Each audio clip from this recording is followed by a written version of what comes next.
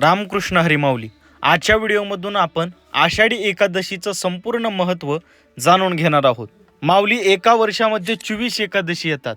प्रत्येक एकादशीला ऐतिहासिक व धार्मिक वेगवेगळ्या प्रकारचे महत्त्व आहे. पण या 24 एकादशीपैकी सर्वात महत्त्वाची आणि ज्या एकादशीची लाखो वारकरी भक्त वर्षभर वाट पाहतात ती म्हणजे आषाढी एकादशी. पण मित्रांनो, तुम्ही कधी या गोष्टीचा विचार केलाय का? ही आषाढी एकादशी एवढी महत्त्वाची का आहे? या आषाढी वारीलाच लाखोच्या संख्येने वारकरी नेमके पंढरपूरला का येतात? या सर्वच प्रश्नांची उत्तरं पाहण्याकरता तुमच्या सर्वांकरता हा व्हिडिओ हा जबरदस्त मुद्दा घेऊन आलोय. सर्वांनी हा व्हिडिओ शेवटपर्यंत नक्की पहा.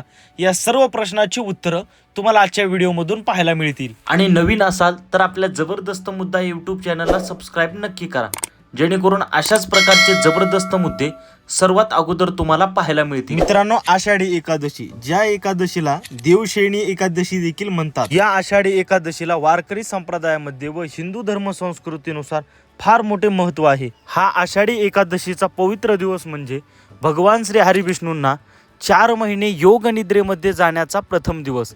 आणि याच आषाढी एकादशीपासून चातुर्मास सुरू होतो, ज्यामध्ये भगवान श्री हरिविष्णू 4 महिने योग निद्रेमध्ये जातात, अशा प्रकारे हिंदू धर्म संस्कृतीतील हिंदू धर्मशास्त्र पुराण सांगतात. आणि या 4 महिन्यामध्ये, या चातुर्मासामध्ये वारकरी संप्रदायातील अनेक महान साधू संत 4 महिने पंढरपूरमध्ये भगवान पांडुरंगरायाची उपासना करतात. अशा प्रकारचे विशेष महत्त्व या आषाढी एकादशीचे आहे, या चातुर्मासाचे आहे. आता आपण सर्वजण आषाढी एकादशीचा उपवास केल्यानं काय होतं हे जाणून घेऊ. या आषाढी एकादशीच्या उपवासानं आपल्या जन्मोजन्मीची पाप नष्ट होतात.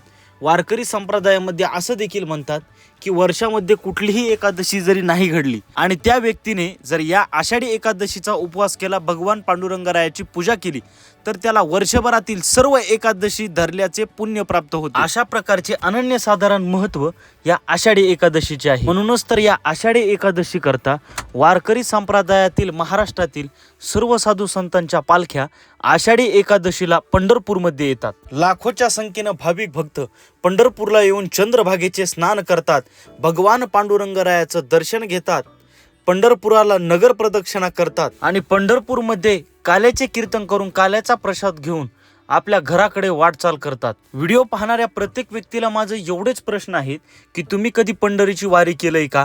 तुम्हाला या पंढरीच्या वारीचे महत्त्व या अगोदर माहीत होते का? हे या ठिकाणी कॉमेंटमध्ये नक्की सांगा. आणि अशाच प्रकारचे जबरदस्त व्हिडिओ पाहण्याकरता, जबरदस्त मुद्दे पाहण्याकरता आपल्या जबरदस्त मुद्दा यूट्यूब चॅनलला सबस्क्राईब नक्की करा आणि बेल आयकॉन घंटीला प्रेस करायला विसरू नका, जेणेकरून अशाच प्रकारचे सर्वप्रथम व्हिडिओ आपल्यापर्यंत येतील. सर्वांना रामकृष्ण हरी.